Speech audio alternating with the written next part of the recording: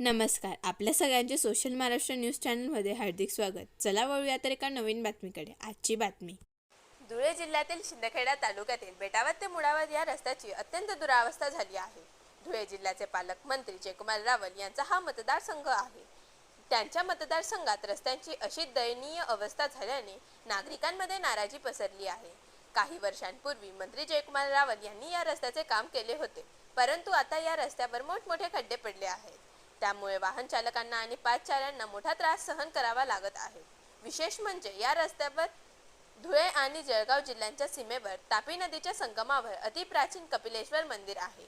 या मंदिरात महाराष्ट्रासह अनेक राज्यातील भाविक दर्शनासाठी येत असतात. रस्त्याची दुरावस्था असल्याने भाविकांनाही अडचणींचा सामना करावा लागत आहे. मुडावत गावाचा रहिवासी आहे संतोष वारुडे. मुडावत बेटावत हा रस्ता खूपच खराब झालेला आहे. रोज येता जाताना खूप त्रास होतोय. रस्त्यात एवढे मोठे मोठे खड्डे पडलेले आहेत. एखादा पाऊस जरी आला तर लगेच रस्ता म्हणजे असा बंद होऊन जातो. त्यामुळे प्रशासनाने लवकरात लवकर रस्ता रिपेअर करावा अशी मी विनंती करतो त्यांना.